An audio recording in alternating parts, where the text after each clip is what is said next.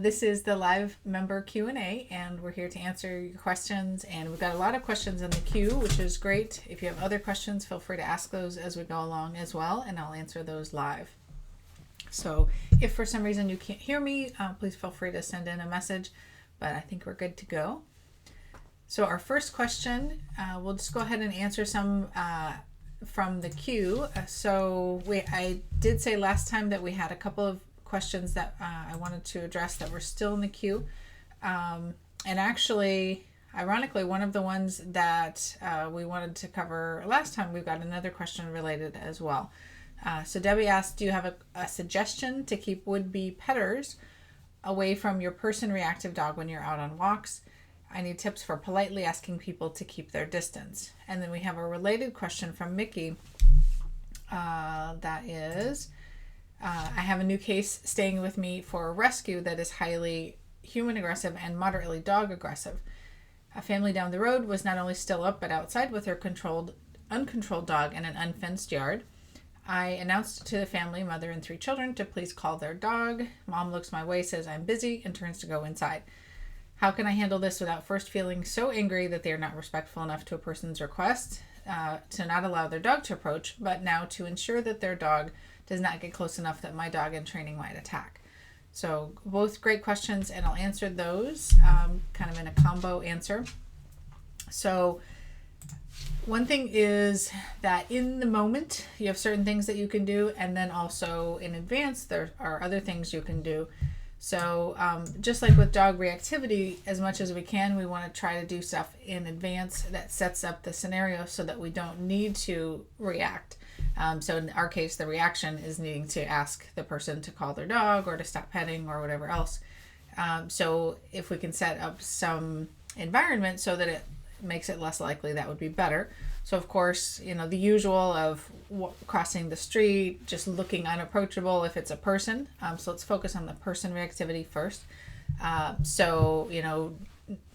Either not making eye contact or making it and then very clearly going the other way would be, just using your body language can be useful. That way you're not having to shout out to the person, which then may set off your dog.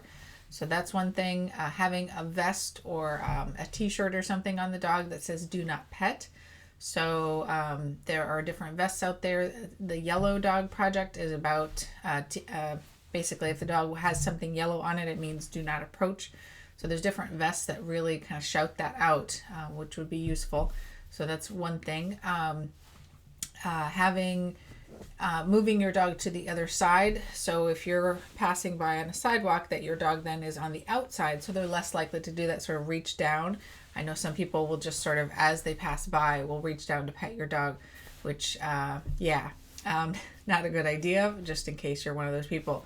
So that's one thing. You can also, just making sure. You can also do things like, so if you are actually in conversation with them, you can ask them to do something specific. So rather than saying what not to do, just like with our dogs, we want to focus on what they should do. So if they look like they're approaching, you can say, could you help me with my dog doing some training? Could you toss this treat over there for my dog to eat? So that gives the dog something pleasant from the person, but it also gets the dog away from the person. If you just have them feed the treat, what happens, and this is assuming that the reactivity is pretty mild, but if you have them feed the treat, then what happens is the dog takes the treat and then the person, immediately goes on and this is a cat actually, the new cat. Anyway, the person then just goes and tries to pet them anyway right after. So then you start to have a negative association between treats and then getting harassed basically by the person. So giving them something specific, like could you toss this over at my dog's feet? Could you toss this over here? Etc. You can leave the treats. So if they're kind of far enough away that you can talk to them, but not so close to set off your dog, you can say, I'm going to put some treats on this bench. Could you toss them toward my dog? For example, that gives them the idea that you're really trying to be careful with distance. So that's one thing. Let me just double check this question again. Would be petters. Yeah. So you can, so if you're walking in an arc around them with dogs, that's a very natural communication that you're not going to say hello. And that also gives some indication to the people as well. If you're walking straight at them, they then would be more likely to want to interact with you or pet your dog. So walking in an arc is a good idea. And then and this answers kind of both questions as well, if you have a chance to actually talk to the people in advance without your dog, that's going to be a lot easier. So for example, if this is in your neighborhood, and I know in Mickey's case this is in a cul-de-sac, so there really are not other routes that you can go to avoid these particular dogs, which would be part of my suggestion as well, if possible. But if you are in a neighborhood where you might be encountering some of the same people or the same dogs, then having something that you actually, bring up to them would be great. So for example, in the case where it's one particular family and you need to just sort of see if they could get on board to help you, one thing would be specifically to phrase it as help. So rather than, phrasing it as "you're obnoxious, call your damn dog," sorry for my French, then you would maybe put in the sense of, I'm doing, I'm fostering, I'm rescuing these dogs, or if it's your own dog, in other cases you might say, say that, but, and then solicit their help. So you might even take that a step backward and ask them for something else that's not related to dogs first. So can I borrow, a shovel or something, or a ladder or a cup of sugar? And then, a week later, or whenever, you bring that back, you bring them some chocolate, you say thank you. And then a week later or 2 weeks later, you go back again and say, you know what, I'm training these foster dogs. Could you help me? It would be really helpful if whenever you saw us that you would call your dog and put him inside, or call your dog and have him sit, or even you can have them do bat setups if that's something that they're up for. They could be, if you solicit their help as a neutral dog, then they really understand what you're doing, and that makes it so they're really likely to call their dog away. So getting them on your same team is definitely the better choice. Bring them chocolate, booze, food, whatever, as a peacemaking offering as well. So again, if you're just shouting at them from across the street, they're likely to then get defensive. But if you're asking for their help, that may be a better way. So hopefully that helps. There are a lot of different answers as well in terms of if it's a loose dog, you can, you probably know all these tricks, Mickey, but other people might not. But throwing a handful of treats toward the dog, doing a stop sign, saying sit. Sometimes that'll get the other dog to stop. They may sit as well, but maybe not. You could potentially offer free training to the people to say, I'd really like to be able to ask your dog to sit. So could we practice doing that? So that would be another possibility, is if you believe that that particular dog is not so motivated that he's going to run across the street. If you had some training, then you could just work on doing a solid sit with him, so that you could cue, the down or the sit from across the street, and then, maybe they give the reinforcer or something. Anyway, there's a variety of different things you can do that gets them in conversation, and that would be better. You can also put up signs around your neighborhood that say, I have a dog in training. If you see the yellow vest, this is a rescue dog. Please, help us out and call your dogs back, or something like that. So giving them some warning rather than just having to read the vest, that's going to be helpful too. So I would also carry, water or spray shield or silly string or something like that if there was a fight. I know in your case, Mickey, the dog is muzzled, which is great. If there is a possibility for an off-leash dog and getting into a fight with damage, I would definitely recommend that the dogs are trained to wear a muzzle, of course, so that we're not putting anybody else at risk. Okay, so, I'll add one more thing. So something from the book, you can also, shout, my dog is contagious. In the moment, that works as sort of a quick way to get people to call their dogs back. If you're trying to get help from the neighborhood, then of course, telling them the full story is probably a little bit better. So, all right. So that's those two. All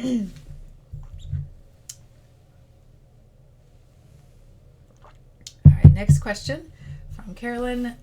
My dog is triggered to frantically bark when we use a certain pitch calling out, such as, "Hi, I'm leaving now. Is that the mailman? Nice day." Words don't seem to matter. It's more the pitch. Since we are often interacting with someone when her barking is triggered, it is hard to anticipate, stop interacting, and work with the dog.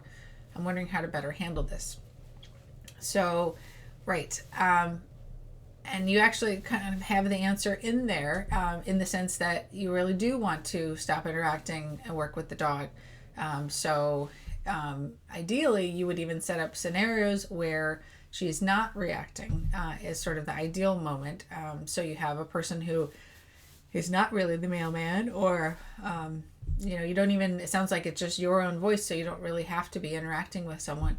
So you can even record those voices, or you can just say it, but basically giving her a behavior to do so that she can also build a positive association in those moments. So for example, if you can teach her in the house, go to your bed, then you can say, cue her, go to the bed, right? So train that first. And then you can start to make an association between that tone and going to her bed. So you can say, whatever the word is, and then cue her, go to your bed, and then reinforce her for going there. So that's slightly more complicated. You can also just do the old toss down a handful of treats trick. And that's something you could do out on your walks as well. So basically you use the tone, and before she has a chance to react, you throw down a handful of treats, which gets her nose down, gets her blood pressure and her heart rate down, so she's more relaxed and less likely to start barking. But again, you want to be practicing this in a way that doesn't set her off at first. So you would do it when there is not another person, but just the sound of your own voice. So you say, "Honey, I'm home," toss down the treats, and whatever else, and toss down the treats. So, kind of very efficient for making a new association. So I just actually want to see if I can do that with Peanut. Peanut! I don't know where he is. We'll see. Peanut! Good boy. All right. So, just to give you an idea, these treats are pretty crunchy. So, anyway, here we go. And then, so we just say, hello, and toss down the treats before the dog has a chance to react. Let's see. He said, "Oh, these treats are way crunchy." So these are soups, but they're all dried out. All right, and then you give your dog a chance to relax in between, so he doesn't know, whether more treats are coming or not. You can even do your all done signal, and then wait a couple of minutes, and then later you just, say it again. "Is that the mailman?" And then the dog, eats his treats. So you're just building a nice positive association. And if your dog does start barking in between, don't worry about it. Dogs are efficient, or some would say lazy. So they will do the least amount of behavior necessary in order to earn that treat. So right now the reactivity is from, your dog freaking out. If you accidentally happen to train barking on cue, then what you get is, okay, all done, Peanut.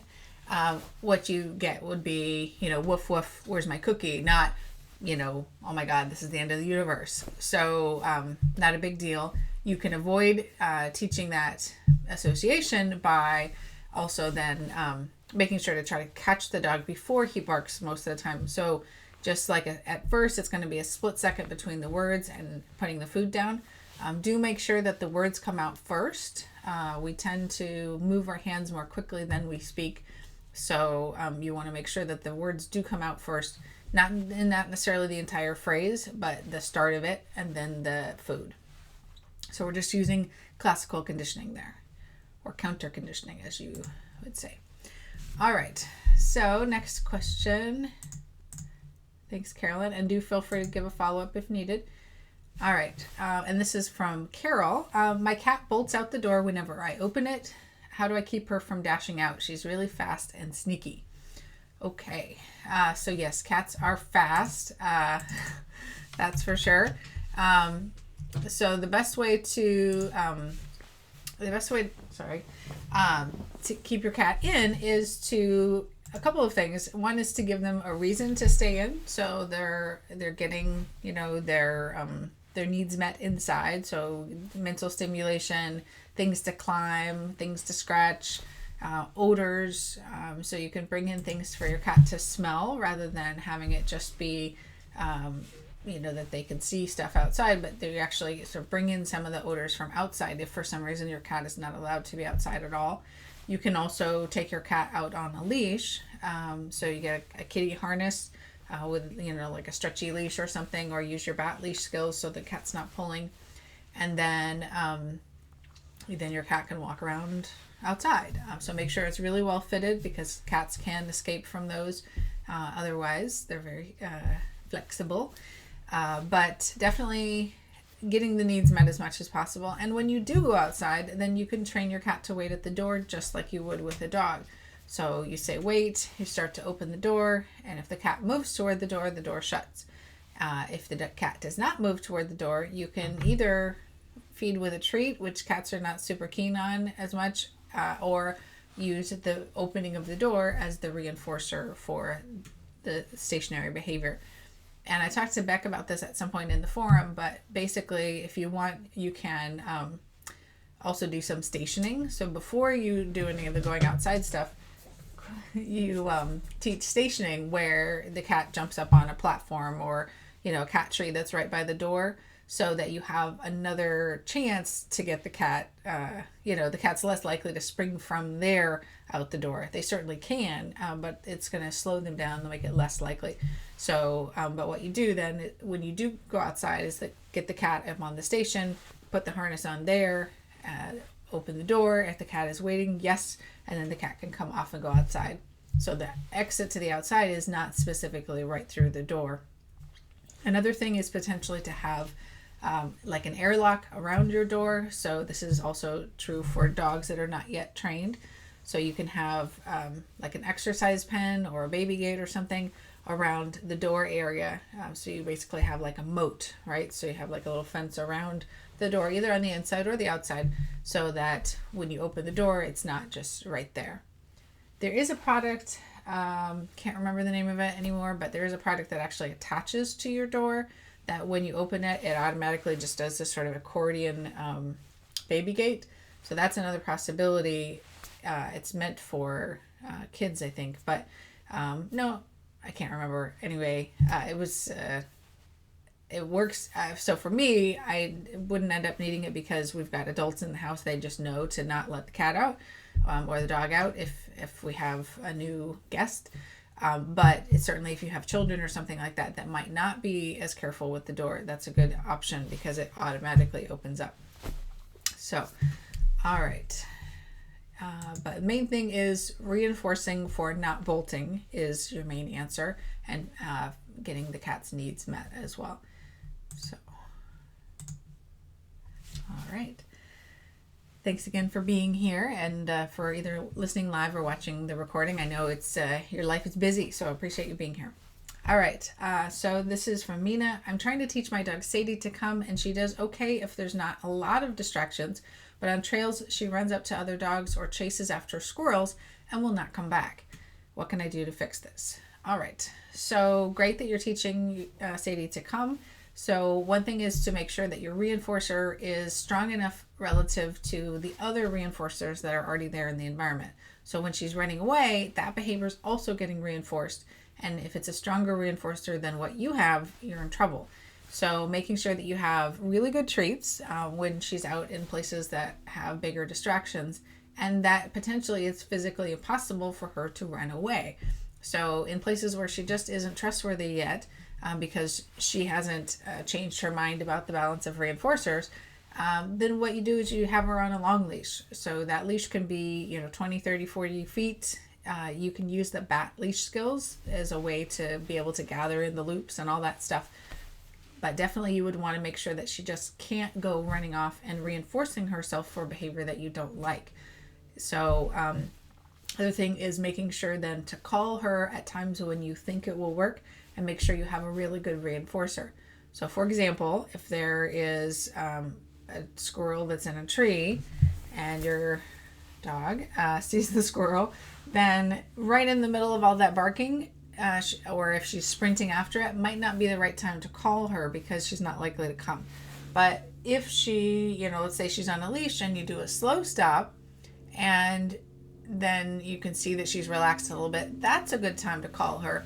Either reinforce her with a bunch of treats and running around, letting her chase you, or reinforce her by letting her run toward where the squirrel was. At this point, the squirrel is probably safely out of the way, so you can do that. You can even potentially, unclip her, but you're probably setting yourself up for trouble there. But you could, depending on how much you trust her at that point. So your more advanced training, it might be that she's doing this part off leash, because that is where you're working toward. But usually what I do is I just run with the dog. Obviously, if it's a trail, you want to not run off the trail where it might be dangerous to yourself, your dog, or the environment. But if it's along the trail, that's fine. So that's using the Premack principle.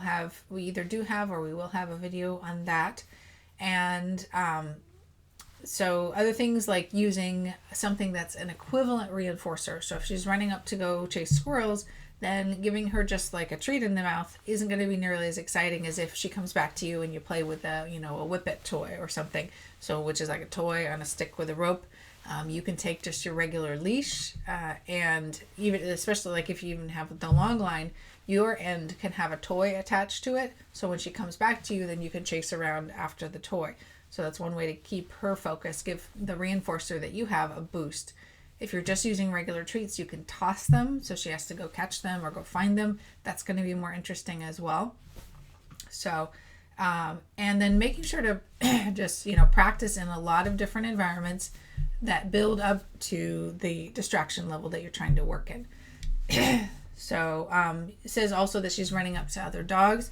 That's definitely not a safe thing. There may be other dogs on those walks that have space issues. So you would want to keep her on leash until she's reliable and is not running up to other dogs. But even whenever you do see another dog, if they're on leash, you should be putting her back on leash. That's only fair to both the other dog and to the other dog's owner, because that person may be actually kind of terrified that your dog has the possibility of running over. Even if your dog's totally friendly, their dog may not be, so may be fearful or show aggression or both. And so you would want to make sure that you are able to keep your dog away from other people's dogs, and that you give the impression that you can. So having a leash as a physical safety makes everyone else feel better as well. So that's one thing. You can also, if you have friends to practice with their dogs, you can practice calling her away from other dogs. And again, I would have her on a long leash attached to a back attachment harness, potentially with like one of those springy cords in between, where you then can call her back. So if you do use a long line and she might be really zipping through quickly, you might want to wear gloves so it doesn't give you a rope burn. But you can certainly handle it in a way that doesn't give you a rope burn as well. So, yeah. So let's see if there's anything else. Oh, I wanted to show, I have a quick video of Peanut. This is going to go as background footage in some of my other videos, but I do have a video I could show you guys about the recall because that's related.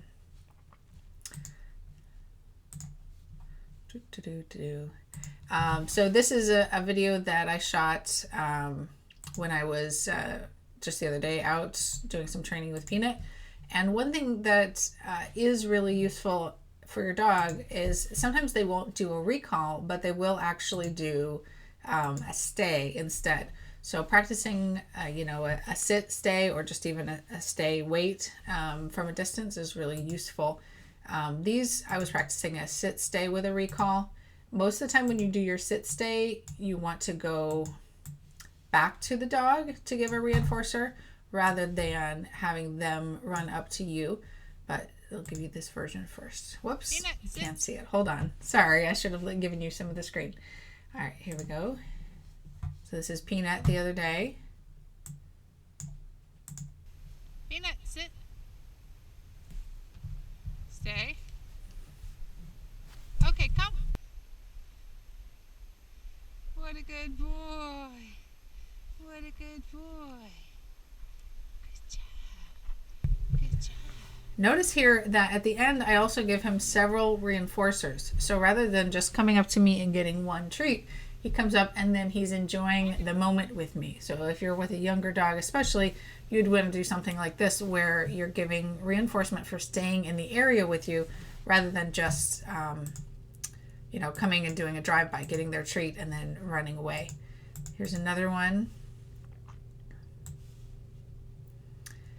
You also want to make sure that you do your recalls. So in addition to where you actually practice doing a stay from a distance, you also do your recalls where you are, your dog is actually in motion, right? So a lot of times people practice recalls only from the sit position. And so the dog is great at coming from sit, but not necessarily coming from a running away from you position, right? So then you would want to specifically rehearse that scenario where maybe you have another person helping you, or you've tossed something over a fence that the dog can't actually get to. So something that gets the dog to run away, and then you practice calling your dog back. Because this concept of I'm headed this way and now I change direction is harder than just I'm going to sit and focused on you and now I'm going to come. So, and that's of course specifically why we do practice the sit stay or just a regular stay from a distance. So then now we have a chance to get the dog's mind oriented toward us and they're more likely to come. So this is, I don't know if you can see my mouse at all, but Peanut is there about in the center of the screen. And I'm sorry, but this is going to be a little jiggly. So Peanut, sit. Stay.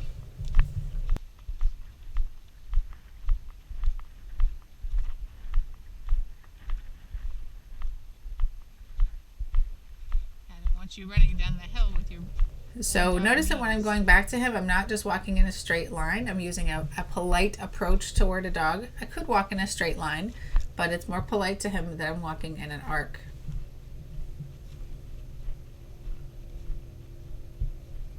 I'm also not calling him here because otherwise he'd be running down a hill. And I don't know if any of you are older, but Peanut is older and his knees probably wouldn't appreciate him running down the hill.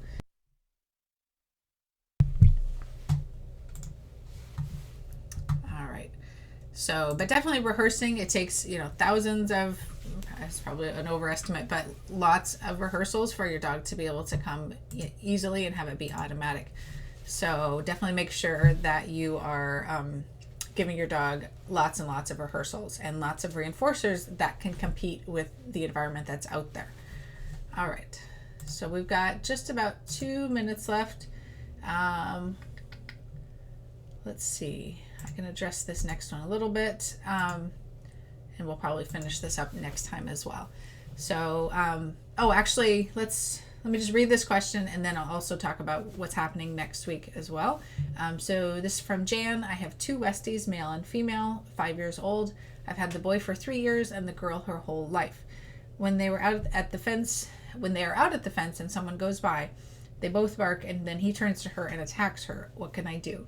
So this is called redirected aggression, and we can go through some things that we'll talk about on Friday of how to address that.